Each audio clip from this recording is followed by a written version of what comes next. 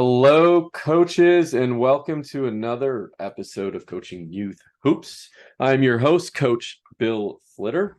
Before we dive into our guest speaker today, Joe C., want you guys to head on over to coachingyouthhoops.com. It's basically your coach in the box. We provide everything you need to get your season started, practice plans, all the drills that you need, advice, special content in there as well that you don't hear in the podcast or see in our Facebook group.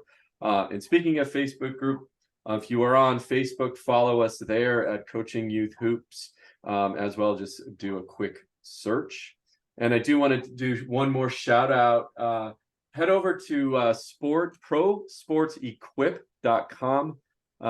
Use code LEVELUP20 to save on all your sporting goods needs. If you're looking for jerseys, if you're looking for basketballs, basketball hoops, basically anything you need, Mario will set you up.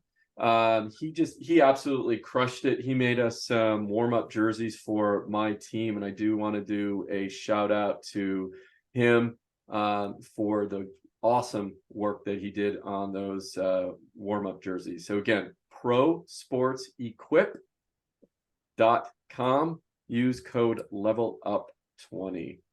All right, coaches, we have a special guest today, Coach Joe C. Joe and I have been running around in the same circles. We actually have not met.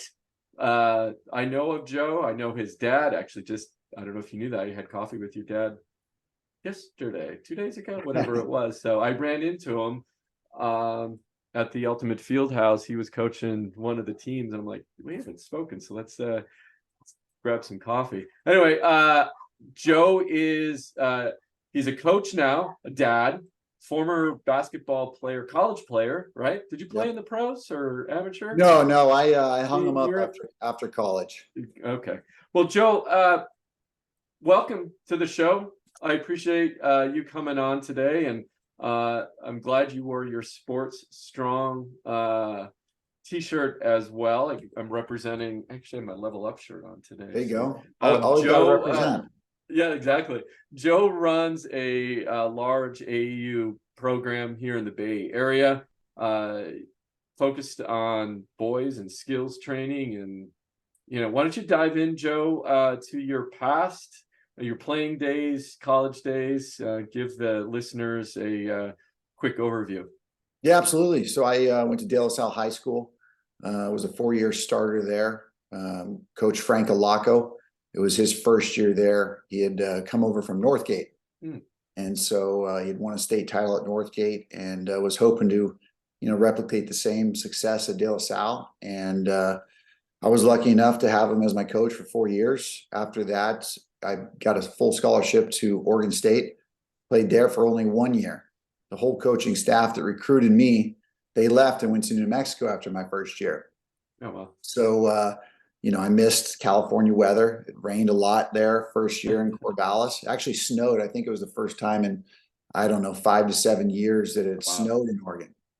And so, that coupled with the whole coaching staff, new guy coming in, recruiting his own type of guys, ended up transferring and finishing playing at UC Santa Barbara under Bob Williams. Oh, that's exciting. Yep. Now, did you end up winning a state title at De La Salle when you were there? We did, yeah. So my junior year, we were 31-1, one of those I can't recall. Yeah. And we won the state title. We beat Clovis West. Okay. All right. 1 point in the state title. Wow. So, and who was on that team with you? We were really good, really good. We had all 5 starters played D1. So you had myself, you had Charles Brown, who was my backcourt mate. He went to Loyola on a full scholarship. You had AJ Cool. He went to Air Force. AJ was on that team. Oh, yeah. Yep. He went to Air Force. You had Chris Slatter, who, got a scholarship to St. Mary's and then finished playing at Washington State. And the last starter was Connor Famuliner.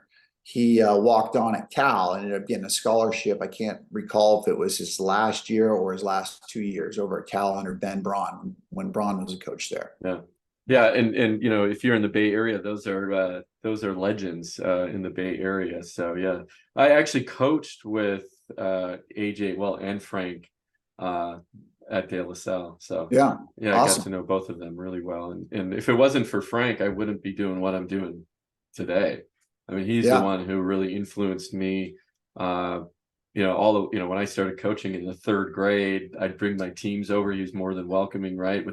With bringing teams to his practices, literally would sit in his practices. I went to all his coaching clinics, and you know, caught the bug.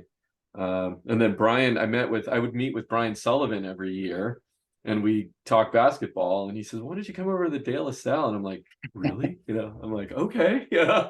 Before I asked my wife, exactly knew what I didn't know exactly what I was getting myself into, yeah. and then Frank ever since Senior, then, he was around a long time, so yeah, probably one of the winningest coaches in the Bay Area, or probably even the state of California, and obviously had a lot of influence and touched a lot of people. So yeah, absolutely. So, and tell us about Sports Strong. yeah, so Sports Strong has been around 20 plus years. My Wow. dad started it just as I had finished, playing high school at De La Salle. He was probably one of the, I guess, founding fathers. God, maybe one of the He godfathers was, of yeah, AAU type basketball in the Bay Area. yeah. Um, and he ran a successful program for like I said, 20 plus years. And then when COVID happened, he was about to retire and was kind of getting fed up with, what you can and can't do with players and spacing and masks and, all this crazy stuff that was happening Yeah, during yeah, COVID. It was a nonprofit. And so it's not like he could go, hey, I'm going to go try and sell this to somebody. I said, hey, don't just let it fold. I'll take it over and run it. And I've been doing it for 3 years now. And it's been a great 3 years. yeah. Good for you. No, that's yeah. No, your dad. We actually were talking about that he has to be one of the first guys in the Bay Area with a team 20 years ago to find anything, right? That's uh, like he did and like he built, right? That's got to be the tip of the iceberg right there. Where because about 20 years ago is when things got a little bit more organized as far as basketball programs, and obviously now they're everywhere. Yeah, Well, it's crazy how much has changed over the years. I mean, when I was playing, it was kind of the rebels and the soldiers.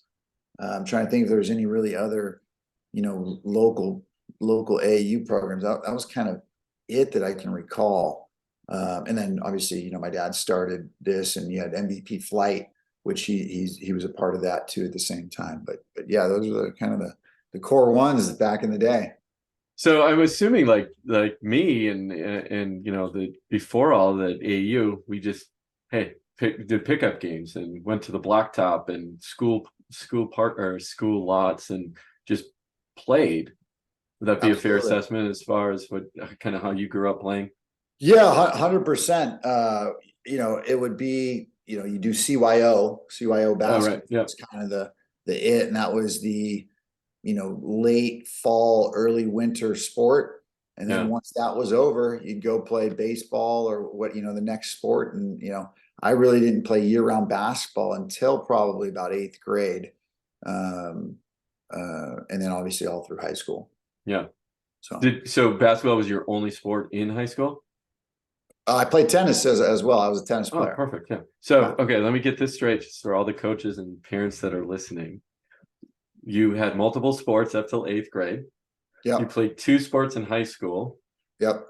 and you still got a Division I scholarship. Is that right? I did. Yeah. Yeah. So you don't Absolutely. have to specialize too early. Is that the and you Yeah. I didn't do mean, AAU that that it's much. Yeah. times have changed Yeah. with that, but I kind of did the tennis to maybe take a little bit of a break from basketball, so I Yeah. didn't feel the burnout. You still play? Tennis? Yeah. No, I haven't played. I mean, I haven't played in several years. I actually Yeah. during COVID got into pickleball. Oh, pickleball, of course. Yeah, So yeah, yeah, yeah, I'm a yeah. pickleball player now. There you go. So let's dive into AEU. So it definitely has changed the landscape. It's been under heat. There's positive sides, there's negative sides. Let's first dive into the main benefits you see for kids joining AAU? Yeah, I mean, there's several benefits of them joining AAU. The first, like I said, when I wasn't around, there wasn't a whole lot of AAU. The Yeah. first is just all the better players seem to now be playing AAU versus, when I played it, you played the CYO at a young age, and that was kind of it, or you'd have, maybe a rec city league. So you have the high level of competition because of all the good players are playing that. And it basically just gives those all athletes the ability to play against the best competition around in the Bay Area or even nationally if you're part of a team that travels and does like a national type schedule. The exposure to college coaches, that's another thing that is huge for AAU. If you're looking to get a possible scholarship or even walk on at a college, continue playing in college, AAU gives those athletes the opportunity to get noticed by them. You have the development of skills and the teamwork that AAU can provide for these young athletes. It's a little bit different than when you're playing for your high school team because you don't practice 5 days a week. You're probably in there 2-3 days a week at most for an hour and a half each time. But you can develop the skills and teamwork within the concept of that team. And then lastly, there's personal growth that you can have with AAU. How do you deal with adversity? Dealing with the pressure of games. Being a good teammate. All those things are the benefits that I see coming from the AAU world. So when you speak of AAU, I mean, again, I probably most of the coaches that are listening, but what does that mean to you? Like, what is when someone says, they're joining an AAU team? What, sometimes they use that generically as they're just going to do tournaments, right?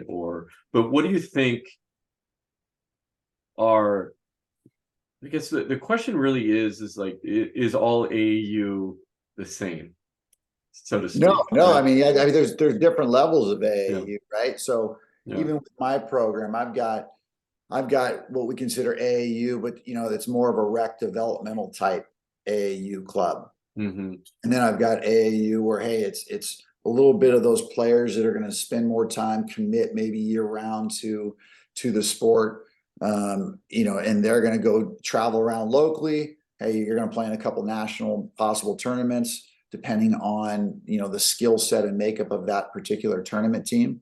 For instance, I'm taking an 8th grade team to Las Vegas, playing in the Bigfoot hoops this coming weekend. Yeah, so let's dive into that. So I guess you have there's 4th grade teams traveling to Vegas and Chicago and some of the bigger tournaments from even just you look at our area, Bay Area, right?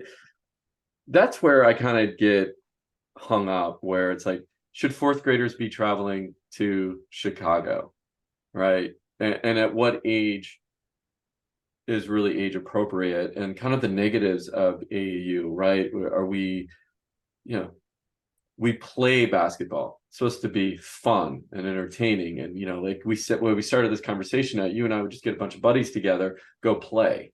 Those kind of days are over where people I don't see that happening as much anymore. So everything is structured. They have coaches, trainers, everything else. I mean, I can't tell you how many phone calls I get. I have basically ends up being a 1st or 2nd grader, and they're really interested in basketball. My response is always go out in the backyard and play with them. Dribble a ball, play. I know other trainers will take that business, but I'm just like, they're your kids, go play. Just go play. So anyway, getting to the point of the question, which is, let's talk about like the I don't know, the other side, the dark side, maybe that's too harsh, but you know where I'm going with that, kind of the bad rap that AAU does get, right? Yeah, no, absolutely. And to your point, hey, should 4th graders be, traveling across the country and playing tournaments? I definitely see the positives of that being, hey, you get to expose yourself to a whole nother world. A lot of times you're in this little bubble of your school or your city or even the Bay Area, and you're like, oh, hey, I'm one of the best guys in the Bay Area. And then you go to some of these tournaments and it's a huge eye-awakening experience for some of these kids. Yeah. Where like, whoa, there's a lot of people in this world in the United States, and all of them are playing basketball at a young age, and there's really, really good players. And not only the players, but even some of these teams are, they play extremely well together because they're talented. They've been playing together for a long time. They've been training. It's amazing. You see some of these young teams like fourth and fifth grade individual players, even third, where you're like, there's no way that kid's a third grader. Oh, right? it's insane. It's just unbelievable. Yeah. And then there are some of the things where I'm like, okay, does a fourth grade team really need to be going to these places? I see the positive and negatives of both. They have rankings now, national rankings for. I think it might be third grade is the lowest I've seen them, but it's like you're ranking these kids, which hey, it's all good for the the Instagram and the Facebook and the TikTok or what have you, but again. You might have this stud kid that's so much, he's ranked higher than all these kids because he's so much bigger than everybody at that age. Right. Yeah. And more than likely that person will get caught up in size and height and speed and all that stuff. And, it can hurt the kid too. Hey, they're getting all this pub and all of a sudden they're not good anymore. And again, it's, when I was playing, so I actually played with LeBron James when he was going to be a sophomore in high school and I was going to be a senior. I played with him on the Soldiers. And I remember, there was the story of Lenny Cook. I think there's a documentary out on him. Yeah, I think so. Yeah. Lenny Cook, he's the guy. Yeah. And then LeBron James goes and, cooks him at the ABCD camp, which, I also played at that camp as well. But, hey, and then all of a sudden, all the hype, he was still probably hyped up a little bit, but not this, hey, he's the best player. Somebody else surpassed him. And then he ended up, I think he kind of took a turn for the worse. I think he's turned his life around since then. But again, you're putting all these expectations on these players because of the early rankings, and they're so young, so immature, and they don't know how to handle that stuff. But yeah, back to your point about, hey, yes, can there be burnout? Right? Hey, you're traveling, you're doing all this stuff, you're training, all this stuff, and yeah, maybe a kid does lose the love of the game because just so much over and over and over. And they're not having fun anymore. They feel it more of a job. You have young boys who are now playing, right? What age are they? So my oldest is going to be a freshman at De La Salle this year. He is that? Yeah. I didn't realize that. Okay. And my youngest is going to be a fifth grader. Okay. So let's talk about your freshman. So is he going to be, he's a basketball player? Yep. So did you do anything different with him? You've been through the whole process, right? Yep. What kind of parent were you? Because you're a coach too, so you're walking that fine line, right? Yeah. Well, so tell me about that process with your own kids, coaching your own kids. Yeah, it's funny you say that. So when I first, he was growing up, and I wasn't really involved in any basketball sports, anything like that. Again, I played at a very high level. I could have gone and played professionally overseas if I wanted to. I was just done with basketball. I'd done it again for probably 9-10 years in a row where you're going 6-7 days a week. Yeah. And I just, hey, I wasn't going to get rich at it. And I was just, hey, I'm done. And I didn't really want to get into the coaching business just because I was like, hey, I just want to be a dad. I just want to watch my kid there. I want to encourage him. I don't want to, have him feel pressured to play well because I'm the coach and all that stuff. But anyways, I got into it. And again, he played all sports up until 6th grade was the last year. He had done, flag football, baseball, basketball. Those were, and a little bit of golf every now and then. And he had found the love for basketball himself. He started playing on his own. And when he was in 6th grade, that's kind of when COVID had come around. And so, hey, he's out. He started working on his game a ton and wanting to do that sort of thing. And I just said, hey, why don't you don't need to do all this stuff right now at such a young age, just from past experience of, and he really loves it and is just pushing himself towards it. So I think going back to that AAU stuff, hey, if it's in the kid and they want it, why not push them towards specializing in a sport that they really love? Is he at the point where he can beat you? No, not Not yet. yet? Not yet. No, not if I'm going 100%, it's hard for him to beat me. It takes me a while to get warmed up though. I So would imagine, right? Yeah, exactly. Yeah. once I'm warm, you can't beat me. So. Uh, what role do coaches play in all of this too?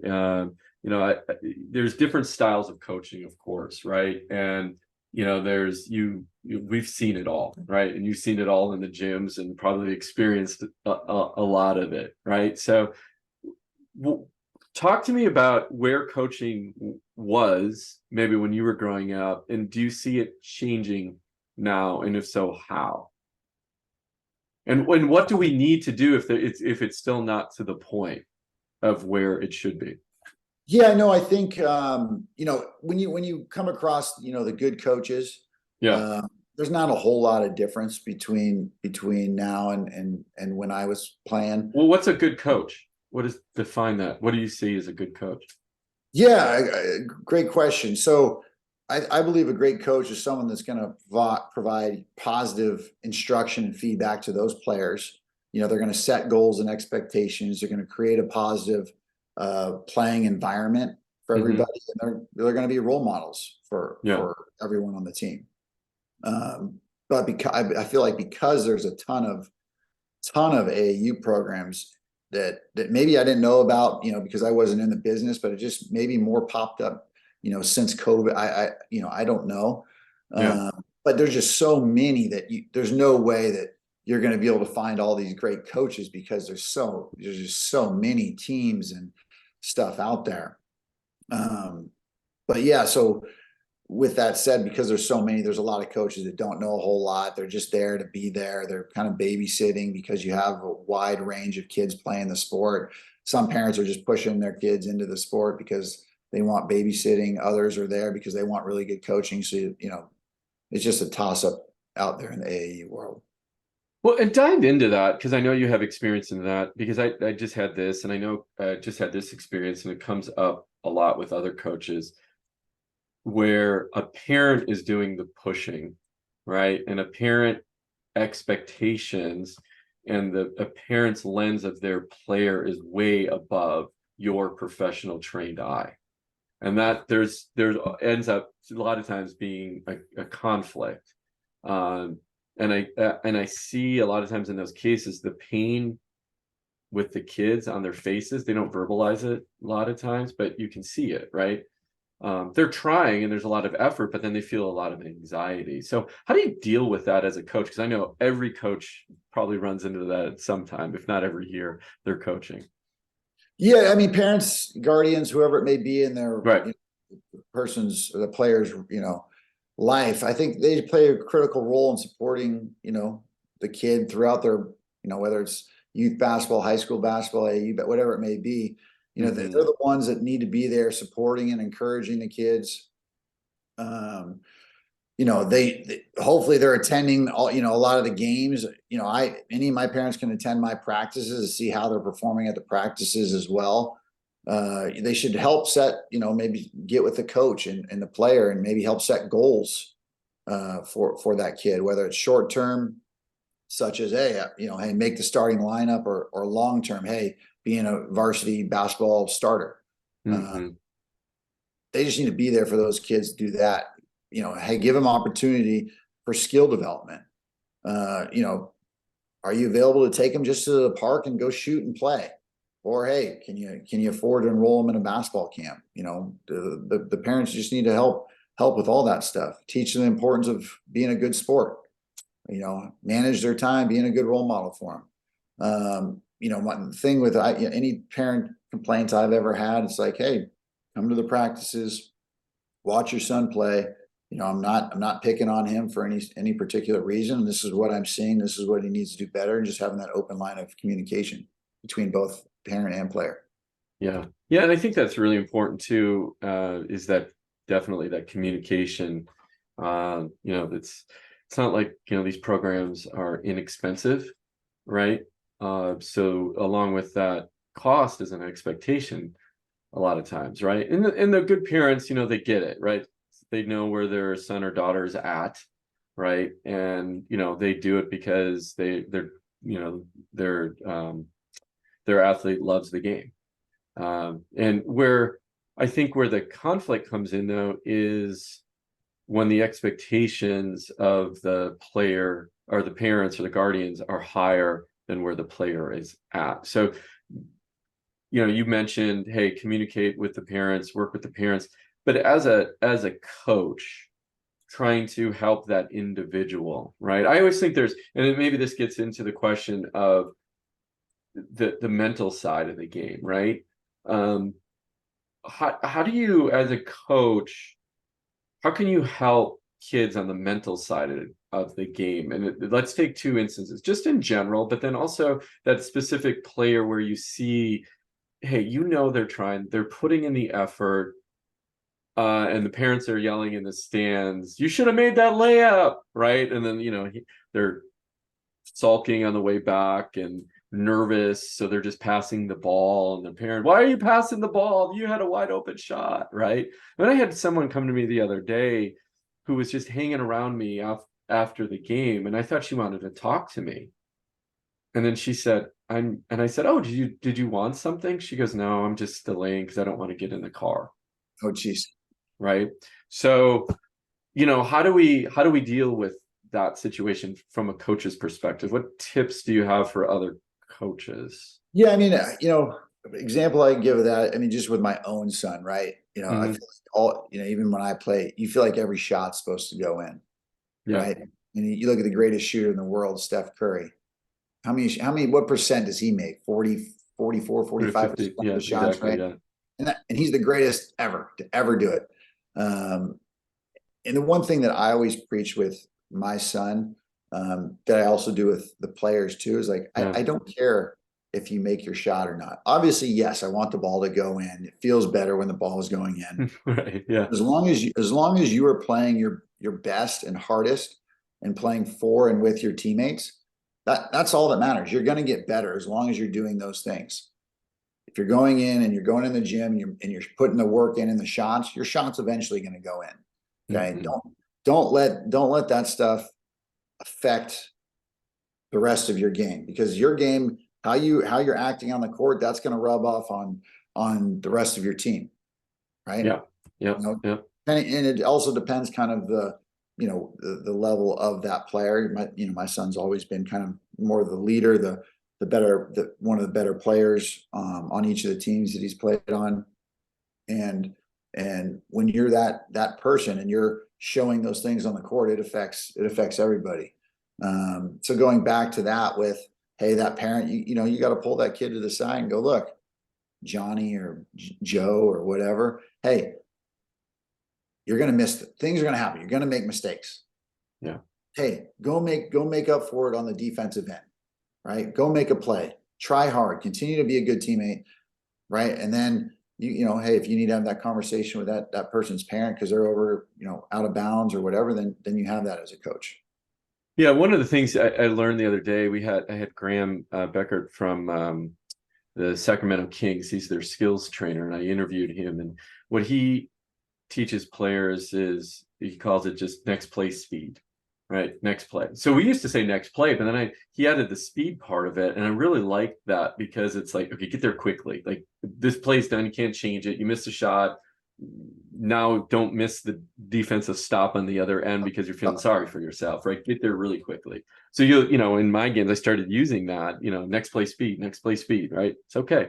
You're gonna miss it, right? Yep. Or something's gonna happen. I had a conversation last night that was really interesting with my team. We, as you know, the rec league around here, the summer season's coming to the end, playoffs are this coming weekend. Yep. And so we sat down and we did a debrief last night. These are 7th and 8th grade girls, and I asked them about mistakes and how they felt. And I said, a lot of times I thought you guys were you were holding back or you were apprehensive. And one of the things they said is,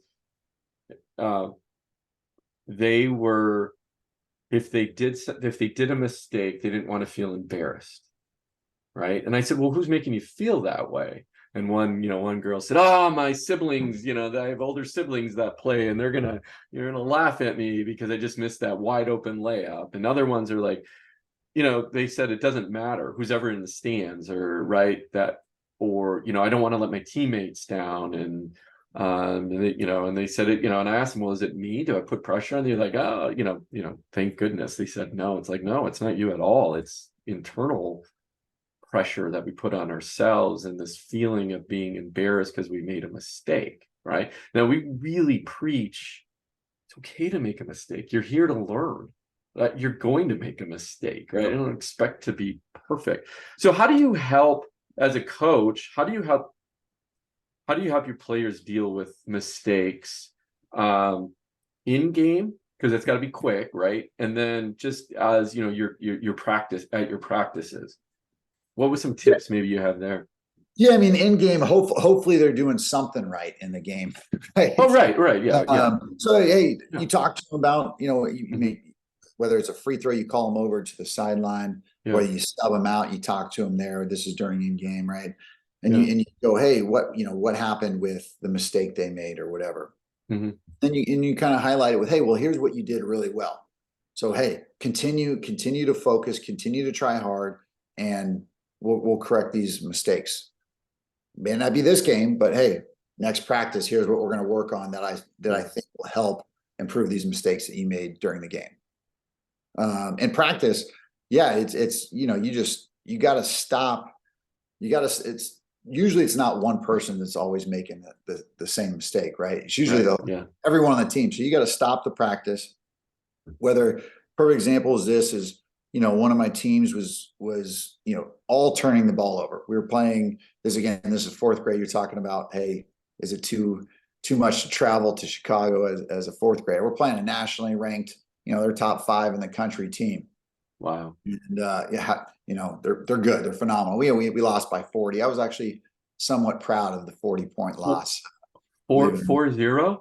4-0, yes. You lost by 40 points against this team. Wow. Yeah. That's not a put down of you. It's like that's how good that fourth grade team was. Yeah. And this is a 40-minute running clock too. Right. So they're they're scoring. Well, again, the big difference too, a lot of times in the AAU world is versus a CYO or some of these other leagues. Yeah.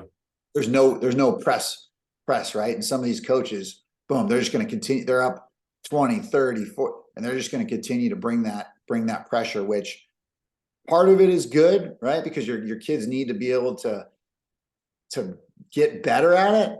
But again, at the same point, it's like, all right, are you going to demoralize these kids exactly by running the score up? Yeah. But anyways, so my whole team just turnover after turnover because they're just pressing us and they're fast and they're quick and they're strong and boom, steal layup, right? So hey, the next practice wasn't just one person, right? So we're going 1-on-2, try to get to half court, right? And you've got to dribble up the sideline. As soon as that trap comes, you've got to retreat dribble a couple times. Crossover, keep your head up. Who's open, right? And so we practice that for 20 minutes, right? To hopefully, and we started implementing that, not 20 minutes every practice because you have limited time, but hey, every practice we started doing is maybe 20 instead of 20 minutes. You're doing that 10 minutes, and they're getting better at it. You bring it down to maybe 5 minutes, and you do that. That's how I would implement those mistakes in practice, is just coming up with a drill that will hopefully get that individual or that team better and make those mistakes a lot less. Yeah, I'm with you on the whole pressure thing. There should, at these tournaments, the tournament director should put a limit on it. Like, you're up 20, and maybe, especially in the younger grades, right? Back off the press. You're getting clear. It doesn't help either side, in my opinion. It makes, I think, the kids feel bad to lose by 40. And does it really, we just whooped up on a team by 40? I mean, sure, bragging rights. Yeah. I don't know. That's my biggest thing about AAU and those types of things. It's like, this is where I have an issue. I'll tell you where the issue is. It really is. We're adults. We set the rules, and we think that's okay. Now, I'm not a trophy for every kid by far. I'm like the opposite of that. It's like, but there's a point of just hammering someone where they don't want to play. There was a team and I run a high school league here, right, for girls, and there's a team that got beat pretty bad this is a summer league team, and it's everybody plays everybody in the Bay Area, right? We all know who each other are. Yeah. They bragged about it, and the girls on the other team, they were like, we're not playing this year. And it was one of those 40, 50 point losses, pressure, right? So we changed the rules this year. It's just like, look, we're here to learn. The summer's here to learn, this is not AAU.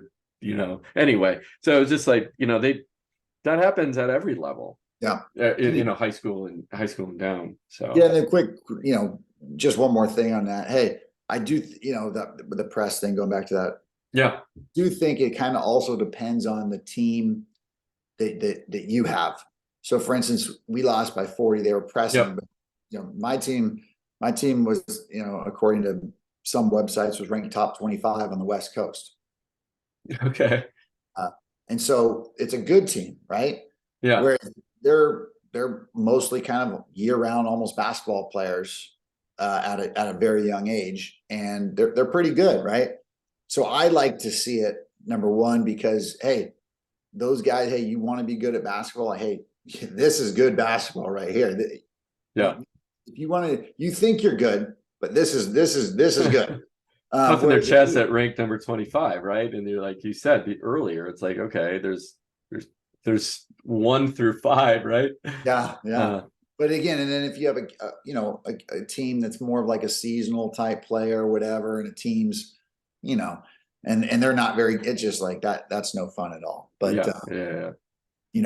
Hey, as a coach, you're trying to figure out, okay, who do I need to put where to not have this atrocity and all these turnovers in the backcourt, and you're trying to pump you still got to stay motivated and pump your team up. Right. But that's all I had left on that. Well, it's a good life lesson too, right? As we should be teaching, right? And Frank Alaco Senior was really good about the correlation between life and basketball, right? He was a master at drawing those correlations, and I think that sports can help produce leaders, how to come out of adversity, how to work with a team, etc. So again, losing by 40, you think you're really good, and it's like, no, somebody's a little bit better than you, right?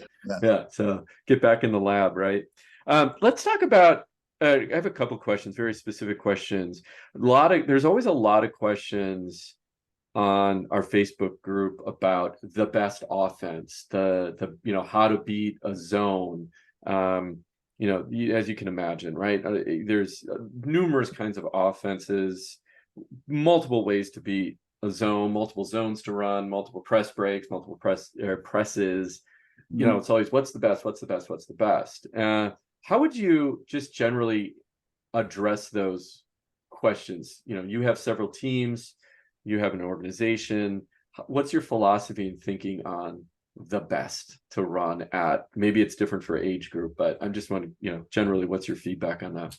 Yeah, it's dependent on the skill level and the type of players you have, right? If you've got really no guy that's that good of a post player, hey, we should go 5 out. If you've got a dominant big guy, you probably want to get a guy in the post, 4 out, 1 in. There is no one size fits all offense or one that's better than the other. All through my levels of playing, I played everything you can imagine, right? From instant type stuff to 4 out, 1 in, 5 out. Sometimes we did 3 out, 2 in. Just kind of depend on the personnel and even the team you're playing. But the key is to kind of have a base of everything for a program like myself, where we've got at the height 26, 27, 28 teams. You want to kind of have a base of what you want each of your coaches to run, and then give the coaches a little bit of autonomy to do what they see as best for this team. That way, if one player has a different coach, they're kind of running something similar. They kind of know the base, but let the coaches be able to tweak it themselves. Yeah. And when you say a base, just to be clear, are you talking like a base offense? Okay, we believe in, I don't know if Yeah. this is true or not, but like a 5 out. And that's what we're Yep. going to run. Okay. And then Yep. tweak it from there. If like, oh, we, got a dominant post player on this team, so maybe we go 4 out, 1 in, but the basic principles still apply with maybe that tweak of the 1 in a little bit. Yep. Is that kind Yep. of the general? Yeah. Yeah. Exactly. Yeah. Okay. And talk to me about, well, so you have, 20 some teams. First off, how long are your practices usually? Hour and a half? Yeah, again, it depends on the team, right? So if you're more of a rec development team, you're going an hour. Some of my tournament teams, they go an hour and a half. They're Okay. going, everybody's going 2 days a twice a week. week? Yep. Twice a week. Uh, Okay. I wish, I was able to get more time with the players and there's just not enough gym time. There's not enough coaches, it's, Yeah. it's crazy out You'd there. never see your family. Yeah. Yeah. Yeah. Um, you know, but I always tell this to every kid and parent that's out there. If all you're doing is you're doing practice with us, you'll get better, but you're going to get Yeah. behind by all these other players they've either got a personal trainer or they're going out and playing on their own. A lot of these kids are playing for 2, 3, 4 Yeah, it's true. AAU Yeah. teams, right? So they're probably Yeah. practicing twice a week with 2 teams. Yeah. And then guest appearing in tournaments on weekends. So Right. Talk to me though about, okay, so let's break this down then. You have a rec team, CYO, or like you said, with your organization, you have kind of 2 levels. Walk me through that hour to an hour and a half practice plan for that rec team. yeah, the practice plans are very similar Okay. between the rec team and the tournament team. Mhm. You can just do a little bit more with the tournament team just because they're typically more of a year-round type player. Yeah. And so you can evolve offenses and defenses but with the rec team, because a lot of them are seasonal and you may only see them, 1 of the 4 seasons or 2 of the 4 seasons, you can't get as elaborate with some of the stuff, and their skill set isn't there. But so Yeah. the first 15 to 20 minutes of those rec practices are all skill development stuff. So it's I have a bunch of weighted basketballs. We do a lot of weighted basketball dribbling stuff. We do some one-on-one type move stuff, and as well as some shooting technique and form. And I'm sorry, how long is that first part, the fundamental part, did you say? 15 to 20 minutes. 15 to 20 About minutes. a And that's third- when you're talking like a third, you said? A third of the practice. So they've Okay. got a basketball in their hand for 15 to 20 minutes. Yeah. Every practice. The next, I kind of evolve it. We do some 3-on-3 stuff. Then that's going to be for Good idea. 10 minutes. Then we do some 4-on-4 stuff, and then we go to 5-on-5 stuff, and each of those is about 10 minutes long. We may throw in a fun Olympic drill or something like that into the practice, but the problem is if you're just trying to go 5-on-5 or whatever the whole practice, and you've got 10 kids out there, 12, I don't know how many most programs have, but players only going to touch the ball if you do a lot of 5-on-5 stuff. Very limited. I want these kids to get better. I want them to have fun. I want them to learn about the game, and the only way to do that is getting a ball in their hand as much as possible. So again, 20 minutes straight ball in their hand the whole time. Yeah, then you go 3-on-3, so you're going to touch the ball a lot more than you are 5-on-5. Yeah. And then you're going to touch the ball a little bit less in the 4-on-4 and a little bit less on the 5-on-5, but at least you've got you've got the ball in your hand, and you're learning some stuff and spacing, and especially at the younger ages, that's huge, because when I've got 1st, 2nd graders in my program, Oh wow. those 1st, 2nd, there's usually one kid that's really good, and he'll just dominate the ball in the practice the whole time, right? Because kids look for him like, oh, he's going to score, and kids want to win, right? They quickly know who that better player is, and that better player also is running towards the ball trying to catch it. And so again, when you got 3-on-3 in the 4, just they're touching the ball more than they are in the 5-on-5.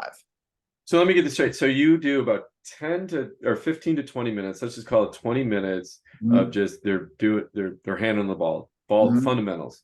And Yep. then the rest of the 40 minutes an hour practice is playing. 30 to 3 and 3, 4 and 4. about 30 to 40 minutes. Yep. Yeah. So during that, and this is really important because I think a lot of coaches struggle with this during that 30 to 40 minutes. So, okay, I just I'm a CYO coach. Let's say I'm a rec coach, whatever.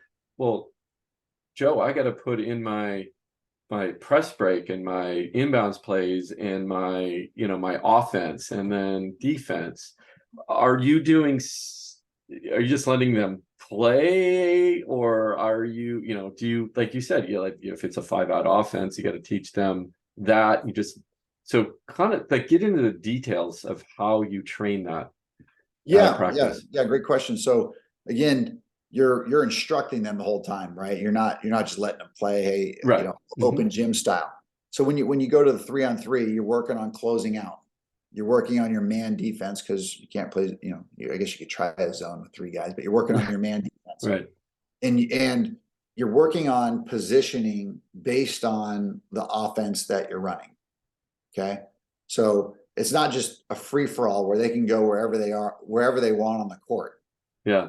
Got them spaced out where you'd want them on offense. So we'll either run a 5-out or we'll run a 4-out, 1-in. If I'm going 4-out, 1-in, a lot of times I'll only use half the court because I got 2 guards up top and 1 in the corner. And so, hey, you've got to work on this half of the court, right? And so that's part of the offense that you're implementing, at least in my practice, what I'm doing. Then when I go 4-on-4, I've got everything but the post guy, but you're still in your offensive formation minus the post guy. And so you're working on what you would do minus the post guy.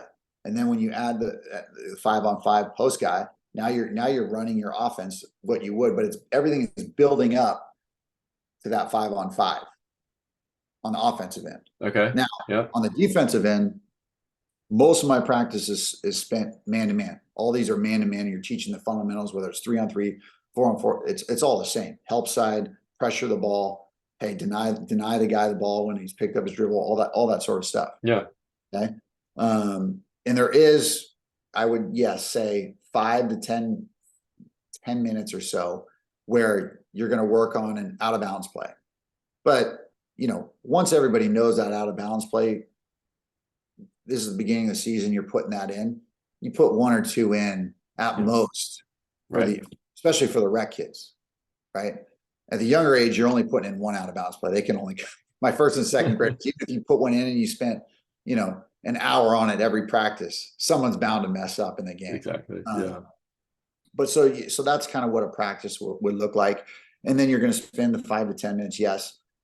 Depending again, the rec developmental teams, most of those kids aren't pressing. Most teams aren't pressing in the rec developmental leagues. Just because again, it's more rec. And if you're really good, most of those really good kids are playing tournament. You're going to have a couple teams that do it, and a couple of my teams for sure press, and in that extra 5 to 10 minutes, you work on that sort of stuff. Yeah. And then what about, again, getting into these nuances of a zone offense, right? So somebody's running zone against you, right? You're practicing your man-to-man and how to play against man-to-man. Then someone, throws a wrench in there and they're running a 2-3 zone. Yep. Right. What about all of those kind of just nuances, a zone inbound, right? Zone defense on the inbound play, right? Yeah. Sometimes that doesn't matter if you have man-to-man because, you still can run your man-to-man play against that, or a zone, which most of them are press, right? A 1-2-2, a 2-2-1, whatever it might be. Yep. Yeah. No. Again, a lot of zone, especially on the defensive zone and man, when you're on the defensive side of the ball, have very similar, like they're very similar. You could play a man-to-man and it's just a matchup zone in an essence, right? They have the same fundamentals. Hey, if the ball's in your area, you're guarding the ball. If it's not, you're jumping a help side, you're covering your teammates' weak area. And so the zone offense, we put it in very quickly. It's very simple. And you have to have just something to combat the teams that run zone. And so, yeah, we implement all that throughout the practices. You play a lot, whether it's my rec teams playing in league or you're playing in a tournament, you run into the same teams and you can kind of that week go, hey, all right, I know I'm playing XYZ. They're going to run a 2-3 zone on us. Let's just review our 2-3 zone for, 10, 15 minutes, right? Instead of maybe going 5-on-5 man, you go, hey, we're going to spend that time working against a 2-3 zone because we know this team is going to be playing that against us. Yeah, no, that makes a lot of sense. Because those detailed questions always come up in the Facebook group. And the practice plan is, you want to get as much done, as much fundamentals as you can in those practices. So I appreciate you taking the time diving into that. The other big question, and I think I already know your answer, but I'm going to ask it anyway, that always comes up is, I hate zone, and zone should be, out of the game, in the youth level. Or why? There's always two counters to that. Where do you fall in the zone at the youth level? Should we do it? Should we have it? Should we keep it? Should it be gone? What's your initial thoughts on that? Yeah, I mean, I say, some of my teams run zone, some of them run man. We do a mix of both. I think kids should learn how to play both, because more than likely they're going to be playing at some point in their life, whether it's they play it for a different AAU program that they decide they want to go to, whether it's their high school. Most of the time they're going to play zone. Very few kids are going to make it to the NBA where it's 99.9% man. They do a few zones every now and then. I think the Warriors were running zone against who were they? Who was it they were playing? They were running. I remember they were running zone, maybe against the Lakers because they couldn't stop. Anthony, they were doing something, but they were running zone. But yeah, I definitely think it's good to learn and either play or play against both man and zone. And so one of the arguments against zone at like third, fourth, and maybe fifth, and maybe boys and girls are slightly different, but not much, is, well, third grade, you can't shoot from the outside. Yep. Right. So let's just have them play and be able to score and have fun. And that's always kind of the argument of not doing zone. So what specific? I agree with you on that. Again, I had a first, second grade, and it was mostly first graders playing, and they played up in the league, and they're playing against second graders, and we played probably man 80% of the time, and occasionally we got to go to a 2-3 zone to slow the game down a little bit, and personnel you have in there, and we'd go against teams that were again a year older than us, and they're playing zone against us. The one thing that I do like when teams zone us is you got to pass the ball. You got to move the ball around. Yeah. And I tell all my guys, every time you catch the ball, the first thing you should do is shoot the ball. Am I open? Is this a good shot for me? And I want all my guys to shoot the ball. Second thing I tell them on the offensive end is pass the ball. Third thing I tell them is, all right, your shot's not open, teammate's not open, now dribble the ball. Problem is when everybody goes man to man, everybody thinks they can beat the man one because they watch, whether it's highlights on, Ball is Live or, any of the stuff, or NBA highlights, ESPN. What do they see? They see Kyrie Irving doing all this fancy stuff, right? And so when teams go zone and my guys start trying to dribble against the zone and they're turning it over and I have to call a timeout and go, look, guys, I told you, you got to first look for your shot, second pass. I go, they're in a zone. You are not skilled enough at this point, first, second, third, whatever grade it is, to dribble by 5 guys. You guys got to share the ball as a team, and that's how you beat the zone. Yeah. And so for me, I do like when teams zone us because again, passing is a big part of my belief. Yeah, exactly. No, that's good. That's good because then they're getting those fundamentals too, and it's a good argument to. There's no really right or wrong reason or answer, I should say, but that's my belief on that. Well, last question for you then, unless you have any, if you want to add anything or any final notes or thoughts, but okay, let's talk about your magic wand situation. You've grown up in an era where we played pickup basketball. You went on to play in high school, you went on to play in college at a very high level. If you had, and maybe that's great, and maybe today you think is great as well, and we often compare our time versus today, and it just changes. But what's your magic wand situation? If you could just have, you have complete, you can change everything about youth basketball today. Are there a couple things that you would change in the landscape of things?